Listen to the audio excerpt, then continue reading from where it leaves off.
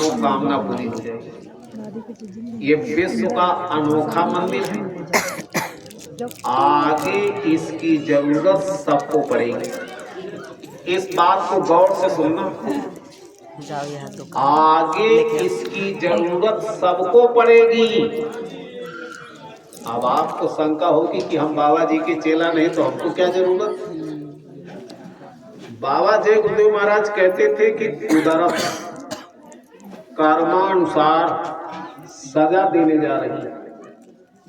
बाबा जी के चेला गली गली चिल्लाते हैं, कुदरत है नाराज खड़ी, आगे तो बाबा जय गुरुदेव महाराज बताते थे कि मानव कर्मों से भगवान नाराज, वो सजा देने जा रहा है।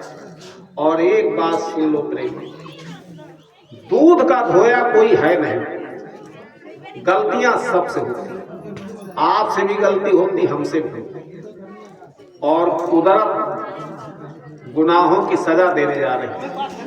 और जब गुनाहों की सजा मिलेगी तो आपकी चिथड़े उड़ जाएंगे। वैसे बाबा जय गुरुदेव महाराज ने कहा, लाशों पे लाशों का होगा नजारा, सुने तो जाओ संदेशा। लाशें पड़ी सड़ेंगी, उठाने वाले नहीं मिलेंगे यार, जमाना बदलेगा। बाबा जी ने कहा था, मैं श्राप नहीं दे रहा हूं, आपके कर्मों से भगवान नाराज है, वो सजा देने जा रहे हैं। अरे महात्मा तो आपको बचाना चाहते हैं, अभी आपके पास समय, गुनाह न करने का कौल करो तो मंदिर का देवता आपके गुनाह को माफ कर दे। सारी धरती की दौलत थाल में सजाकर किसी को दो, आपका एक गुनाह कोई माफ नहीं कर सकता। और आगे इसकी जरूरत सबको पड़ेगी, इसलिए हम आपको निमंत्रण दे रहे हैं कि आकर के अपने गुनाहों की माफी कराओ। ये बाद में मत कहना कि हमको संदेश नहीं। दूसरी बात, बाबा जय गुरुदेव महाराज ने कहा है, आगे महंगाई इतना बढ़ेगी, दिन में तारे नजर आएंगे। महंगाई बढ़ेगी तो क्या करोगे? बाबा जय गुरुदेव महाराज जो सुनाते थे वो हम आपको बताए देते। बाबा जी कहते थे ऐसे गिलास लेना, क्या लेना? और सारी महंगाई उसमें डाल देना और हिला के पी जाना। अब आप बर्दाश्त करो, अब आपकी कोई नहीं सुनने वाला। आगे महंगाई इतना बढ़ेगी, दिन में तारे नजर आएंगे, तो आपका काम कैसे चलेगा? काम चलेगा बरकत से। बरकत कहते भगवान का आशीर्वाद, ये भगवान की नियामत है। अगर आपके घर बरकत है तो पूरा पड़ेगा, बरकत चली गई तो लाखों कमाओ, पूरा पड़ने वाला। आज लोगों की बरकत चली गई तो मंदिर का देवता आपके गुनाह माफ करेगा, आपको बरकत देगा और आपकी एक मनोकामना पूरी करेगा। यह दौलत दुनिया में और कहीं नहीं है, आगे इसकी जरूरत सबको पड़ेगी। और बाबा जय गुरुदेव महाराज ने कहा, आगे वो समय आ रहा है, विदेशों से लोग आएंगे, हेलीकॉप्टरों का बाजार लगेगा, दुनिया के लोग आएंगे और इस धरती पर सिर झुकाएंगे, तब उनको शांति मिलेगी। इसलिए हम आपको निमंत्रण देने आए हैं कि आप अब की बार अवश्य पधारिए। रास्ता लेकर के भगवान का भजन करो, मंदिर के देवता से गुनाहों की माफी करो, बरकत ले लो, अपनी एक मनोकामना पूरी करो। ये निमंत्रण लेकर के हम आपके दरवाजे आए हैं। अच्छा, एक बात बाबा जी और कहा करते थे, ये बताओ इतनी देर तक हमने आपको सुनाया है, ये बताओ हमने किसी की कोई निंदा बुराई तो नहीं की? नहीं। अरे भाई जितने लोग बैठे, अगर हमने कुछ कहा हो तो बताओ। नहीं। हमने किसी की कोई निंदा बुराई तो नहीं किया? नहीं। बाबा जी पूछते थे और उसके बाद कहते थे, कभी किसी की निंदा बुराई मत करना, जिसकी निंदा बुराई करते उसका पाप तुम्हारे ऊपर आता है, इसलिए ऐसी गलती कभी मत करो।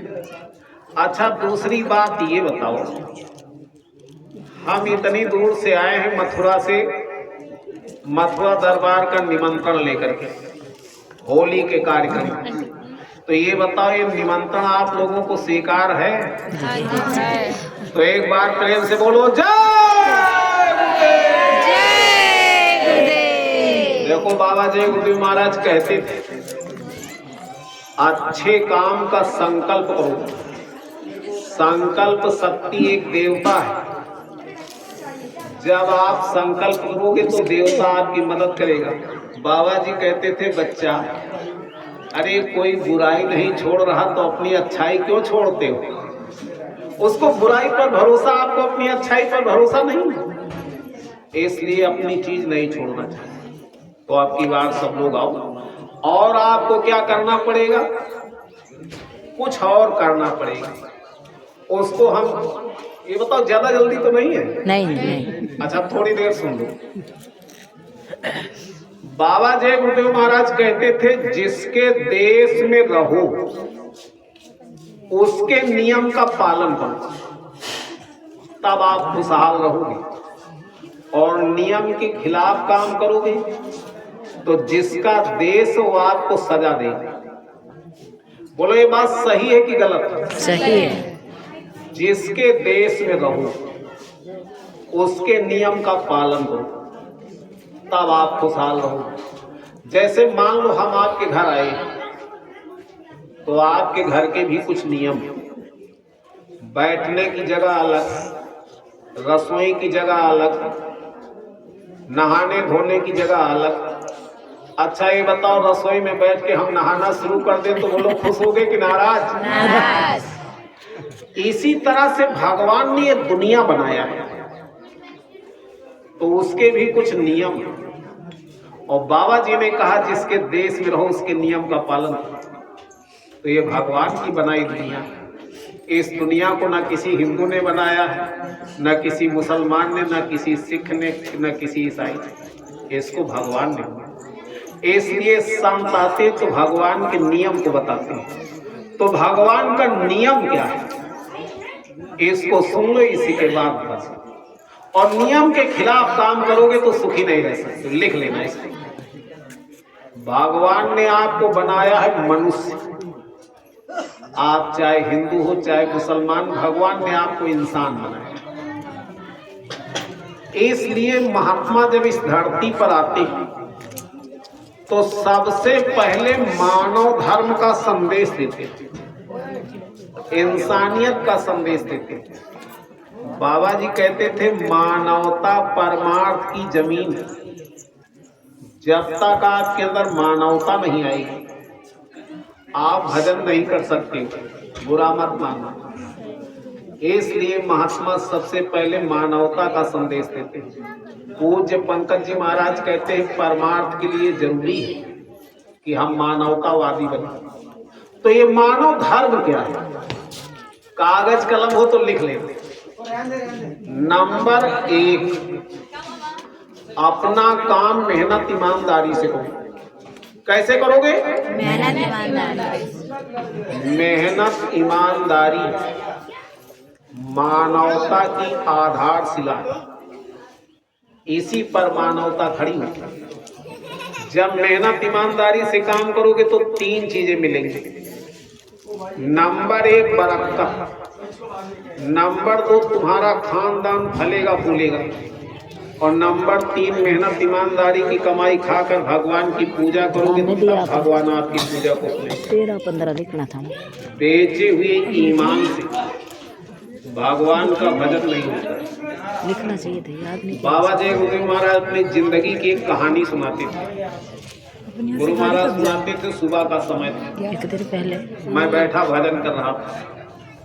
एक आदमी आया, कहा बाबा जी आपके लिए रोटी लाया हूँ। बाबा जी ने कहा देख मेरे पास तो रोटियां रखी। उसने कहा बाबा जी उनको कल खा लेना, आपके लिए गरम गरम बना के लाया हूँ। गुरु महाराज ने कहा हमने उसके भाव को देखा तो कहा अच्छा ले। एक रोटी खा ली और जब शाम को भजन पर बैठा तो अंधेरा छा गया, रात भर व्याकुल था। सुबह उठ करके उस आदमी के घर गया और कहा, भाई साहब सही सही बताना। उसने कहा, पूछो बाबा, एकदम सही बताएंगे। कहा, ये बताओ जो कल आपने हमको रोटी खिलाया वो कैसी थी?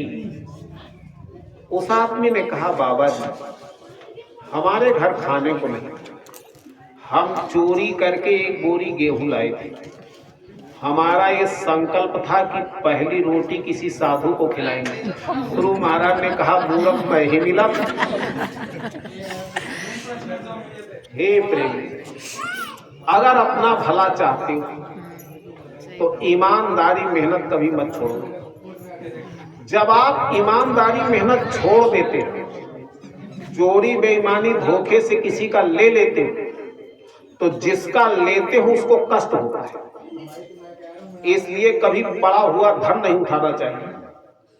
आप लोग कहने लगते हो पड़ा हुआ धन उसमें क्या चोरी? अरे जिसका गिर जाता उसको कष्ट होता है और उसकी आह उसी में लग जाती है। वो आह भरा धन जब आपके घर आएगा तो लड़ाई झगड़ा पैदा कर, लड़ाई झगड़ा देख बीमारी लग जाएगी। बाबा जय गुरुदेव महाराज कहते हैं, पकड़ेंगे घर घर जज बैठा तो झगड़े नहीं खत्म होंगे, घर घर नर्सिंग होम खोल तो बीमारी नहीं जाएगी। आगे लड़ाई झगड़ा और बीमारी की आंधी चलेगी। और ये तो ऐसी चीजें हैं, बीमारी और लड़ाई झगड़ा, इसमें धन भी जाता है और सुख भी जाता है। बोलो, जाता कि नहीं जाता? अगर बचना चाहते हो तो बाबा जी की प्रार्थना, अपने ईमान को बचा के रखना। ईमान सबसे बड़ी दौलत है। मुर्दा को प्रभु देत है, कपड़ा लकड़ी आग, और जिंदा नर चिंता करें तिनको बड़ा।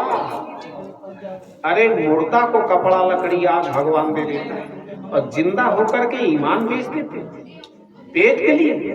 अरे पशु पक्षियों का पेट भर जाता है, ईमान बचा के। ये मानवता की आधारशिला है। नंबर 2, मांस मछली अंडा शराब इसका सेवन कभी मत करना। जाने अनजाने अगर गलती हो गई तो बाबा जी ने ये बात कहा है, आज से छोड़ दो, आपको नरक 84 से बचा लिया जाए। आज तक किसी महात्मा ने इतनी बड़ी दया नहीं की। अगर इतने पर अपनी आत्मा को ना बचा सके तो तुम्हारा दुर्भाग्य। बाबा जय गुरुदेव महाराज जाते जाते एक आदेश लेकर गए थे, ये जैकेट पहन करके शाकाहारी का प्रचार करते रहना, इससे तुम्हारा परमार्थ होगा, लोगों को संदेश मिल जाएगा, भारी परिवर्तन होगा। ये जैकेट पहनकर अगर आप शाकाहारी का प्रचार करते रहे तो आपकी आत्मा का उद्धार हो जाएगा। अपनी आत्मा के उद्धार के लिए जैकेट नहीं पहन सकते, क्या करो? बात साहब ने तो आज गद्दी पर लात मारी और अपनी आत्मा के लिए जैकेट नहीं पहन सकते। पूज्य महाराज जी ने कहा कि सब लोग योजना बना करके महीने में 1 दिन 2 दिन शाकाहारी का संदेश सबको सुनाया हो। बाबा जी का कहना है शाकाहारी रहना है। नंबर 3, इस धरती पर जितने स्त्री पुरुष बच्चे बच्चियां हैं सबका शरीर एक ही मसाले से बना, बनाने वाला कारीगर एक। इसलिए आप लोग कभी जात पात के झगड़े में मत पड़ो, या तो बता दो अलग अलग भगवान। अरे जब सबका पिता एक तो क्यों जात पात के झगड़े में पड़ते हो? बाबा जी ने कहा है आगे जाति धर्म के ऐसे ऐसे झगड़े होंगे, देश के देश खत्म हो जाएंगे। इसलिए कभी जात धर्म के झगड़े में मत पड़ो। छुआछूत जाति का नहीं, कर्म का। अगर किसी के कर्म खराब तो ऐसे लोगों से थोड़ा परहेज रखना, नहीं संग दोष लगेगा, सजा मिलेगी। अपनी जाति में रहो, अपने धर्म में रहो, रोटी बेटी अपने। जातियां सुविधा के लिए बनाई गई, अपने माता पिता की सेवा करो। इस धरती पर मनुष्य एक ऐसा प्राणी है जो माता पिता की सेवा करता है। बाकी जितने जीव इस धरती पर ये अपने बच्चे की सेवा तो करते हैं, लेकिन माता पिता की कोई सेवा नहीं करती। देखो इन माताओं, माँ अपने बच्चे को 9 महीने पेट में रखती है, अपने शरीर के खून से बच्चे के शरीर को बनाती है। मान लो माँ रोटी खा रही है और खाते समय बच्चा वही टट्टी कर दे, तो सामने की थाली हटा करके